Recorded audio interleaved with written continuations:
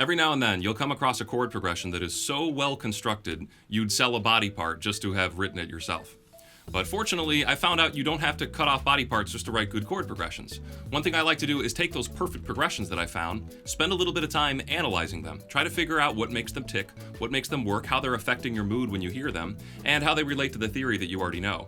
And then after you've done this, you kind of have some new tricks up your sleeve, hopefully some new ideas that kind of give you that sound that you were so attracted to when you first heard that chord progression. So in this video, what I want to do is really walk you through what I would consider to be a perfect chord progression and take a look at all the theory that I kind of pay attention to when I see something like that and how it all kind of fits together. So this is really a lesson on how chords and music feel and how it relates to us, but we're also going to need a lot of music theory for this. So as I mentioned the theory involved, if you ever get lost, just check the description. I've done videos on nearly every concept I'm about to talk about in this video, so you should be able to check those other videos and stay up to date with the things I'm talking about here. The song is Bruno Mars, When I Was Your Man, and I want to first take a look at the centerpiece of this song, which is the chorus. It's 16 measures long. We've got 4 measures of 4, and it's in the key of C major.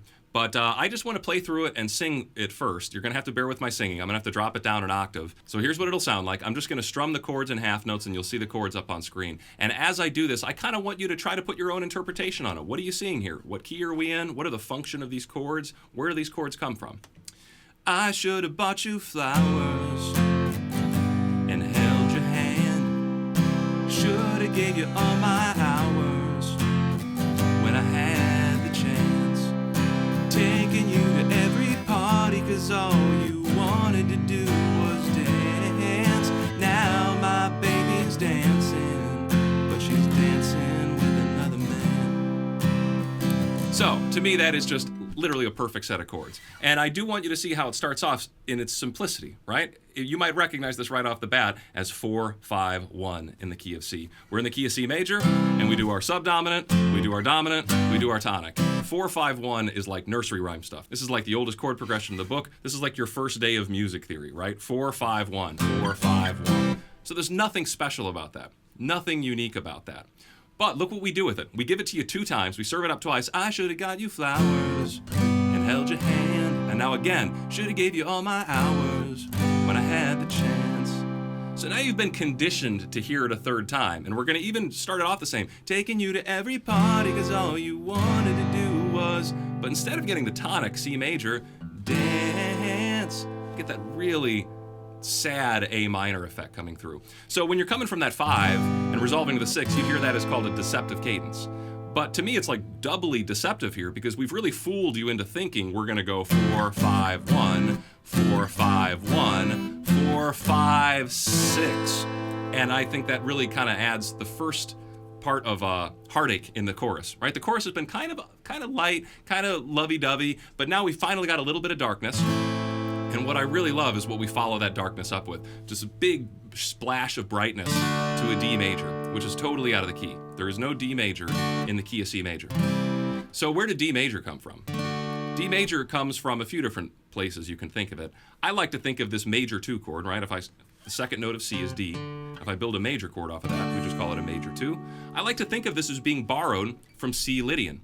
In the C Lydian tonality, I have a C major and a D, and that D always provides a really kind of inspirational bit of brightness here for me. So that's how I see that D major coming in. You could also think of this D as being a secondary dominant, though. We've talked about secondary dominants, and D would be the dominant chord of G. So it would pull us back to G, but we don't use it like that here. What we do in this case, we go from the 4 to the 5 to that 6, bring in that D, and then that takes us to our 4 chord. So it's not functioning as a secondary dominant. It's functioning as just a nice little piece of brightness, a little ephemeral burst of light through this kind of murky chord progression. So like I said, after that major 2 chord, we're following up with the major 4, our diatonic 4 chord, and then we do that classic old trick where we borrow the 4 chord from C minor instead. So another borrowed chord here. In the key of C minor, we have an F minor, and that's the 4 chord in C minor. And this is this is another huge cliche. If you're in the key of C, you go to your 4 chord and you borrow the 4 chord. And it gives you that heartbreaking little effect. I did a video just on that 1 chord progression, the minor plagal change.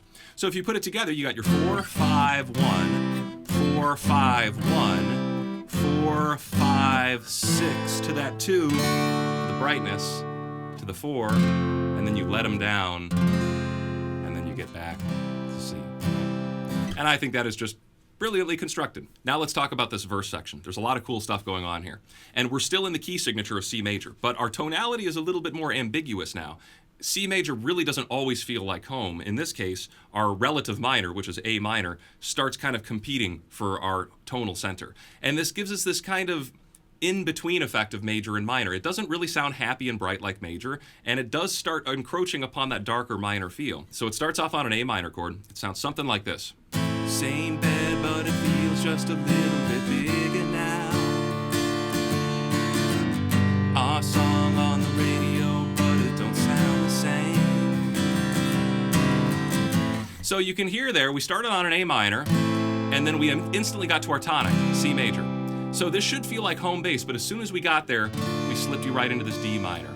And that kind of keeps C major from feeling too much like home. Now, when you play this G chord, you'd think this G is going to pull us back to C, right? That's the dominant chord. It should take us back to C, and it does. It lands us there. But as soon as we get there, we start slipping away right back to land into that A minor home bass instead. So what we're doing there is we've got the C major, and then if you just put the leading tone on the bass, if we just play a C over B, you get this chord, which is very similar to a G over B. Here's a G over B, and here's what I'm doing is basically a C over B. It's got the same effect of taking you to A minor. So starting on the tonic, playing the tonic over the leading tone takes you to the 6th chord. The variation you often see on this is to take your tonic, then to play your 5 chord and just invert it, and then go to your 6th chord. Nice little way to bridge that gap into A minor. So we've done that as soon as we got back to the tonic. Our song on the radio, but it don't sound the same.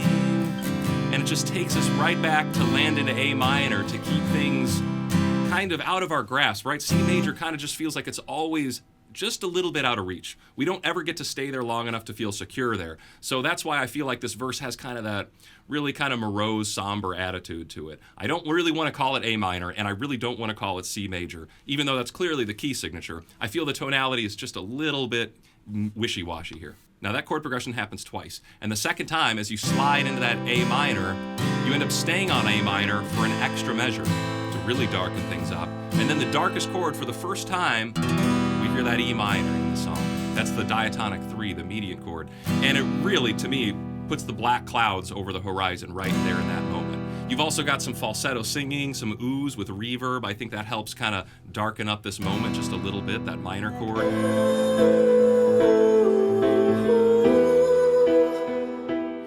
So we've got an A minor to our E minor, and then here's the real joy chord. Here's the real magic trick chord. We go straight to a B flat major. Too dumb, too young to realize. And it takes you to a G suspended to go back to G. So where the heck did B flat come from? Right? That's a tritone away from E. Here's E minor, and we jumped up a tritone to get to B flat. And that's a very disruptive chord, but I absolutely love the effect here in this song. It's this very quick little inspirational moment. You can feel a little bit of hope, a little bit of optimism. And the way I see the function of this B flat is coming from C mixolydian. In the key of C major, in the key of F major, which would be the same thing as C mixolydian, we have this B flat, right? So in C mixolydian, I can go C, B flat, C. And that's a pretty common thing to do, is to borrow the flat 7 major chord. And in my opinion, that's really just the only function here. Where it's not a tritone substitution, it's just a really good usage of a disruptive and surprise borrowed chord that can take us to our 5 chord, our dominant chord, to take you to C. But they don't take you to C. Remember, the chorus starts on F, so it kind of takes us a little while to get to our tonic in C. So just more delayed gratification through the use of these chords. Now there's a nice little bridge section in this song as well, and we start off on the 4 chord. Bridges a lot of times don't start on the tonic chord. They'll start on something like, something other than the 1 or the 6, and that way it kind of prepares you for this long journey to get back to one of those tonics. So we've got F for 2 measures, and then we've got this G for 2 measures, and then we've got a classic old walk down. We'll do our C, and then we'll do our G over B, and then we'll do an A minor, and then we'll do a G major. So you can see the bass just walks down there, C, B, A, G, and that usually kind of gets you ready for an F, but they're going to play a trick on you here. They're going to do the C, B, G over B, A minor, G. They bring in that borrowed 2 chord. Huge flash of brightness. And then this is what's really mind-boggling to me, following that right up afterwards with a D minor 7.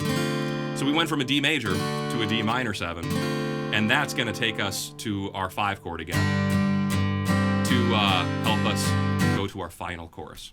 To me, it's very strange to see major and minor chords right next to each other like that aren't in the 4 position. You see it a lot in the 4 chord. We already saw it, right? We went from F major to F minor. But here, we're off of the 2 position. In the key of C major, all of a sudden to see a D major and a D minor 7, I find pretty strange. So I actually kind of think of this D minor 7 as just being an F over D. To me, that makes more logical sense. I don't really care what you call it, and I don't know if I'm missing something on the functionality of this, but to me, it feels like a 4 chord. The 2 chord, this D minor 7, includes a lot of the notes of my F chord. So I'm really thinking of this, me personally, I'm thinking of it as borrowing the 2, and then going to a 4 with D on the bass to take me to my 5. That, to me, functions more traditionally than taking a 2 chord that's major and then taking a 2 chord that's all of a sudden minor and then going to the 5.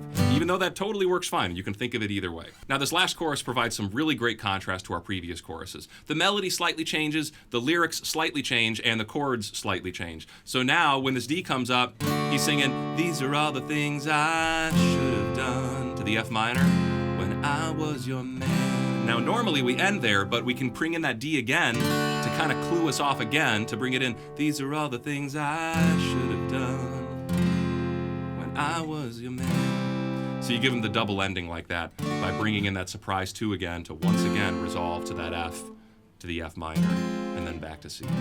And the last thing we have to talk about the song is the intro, which I find really funny. Remember that weird thing I told you about D major to D minor 7 to C? Well, that's basically the intro. The weirdest thing, in my opinion, in this song, they put right at the beginning of the song. It starts off with a D7, and then an F over a D, and then to C major. And then again, D7, F over D, and then C major. And you can hear this little chromaticism. That's what gives it its interest. You've got this F sharp, you've got an F natural, and then you've got an E. Coincidentally, that's also kind of very similar to what we're hearing when we play F major to F minor to C major. There we're getting an A natural, an A flat to a G. So they almost function the same, right? Listen, here's D7, D minor 7, C major. To me, that's almost a cousin to F major, F minor, F major to F minor to C.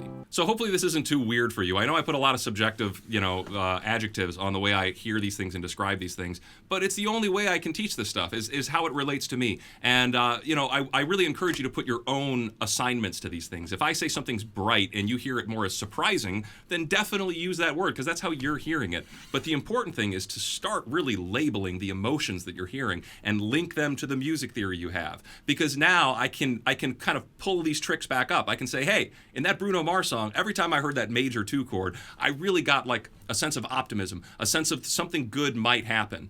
Now, in this case, they took it away from you immediately. They give you some optimism, they pull it away from you to give you that kind of, mournful love song in this case. But I know now that, hey, anytime I want to bring in some brightness and some optimism, I can bring in that major 2 chord, and I can go several ways with it. I could treat it like a secondary dominant, resolve it to its parent chord, or I could just treat it like a borrowed chord and kind of go anywhere with it as long as it works, as long as I like the way it sounds. Also, a thing that I think is worth learning from this song specifically is that tonal ambiguity, right? We're in the key of C major, but our verse doesn't start on C major, our chorus doesn't start on C major, our bridge doesn't start on C major, but there's moments in this song where C major feels like home base, and then we've got a lot of kind of confusion there where A minor starts, doubling as our home base as well. And the effect that gives us is a lack of a happy, bright, major tonal center. We start kind of, going in between worlds there. And I think that's a good composition lesson to learn is, if things are sounding too much in one direction, try to conceal your tonic, try to take away the value that your tonic has and try to, denigrate your tonic.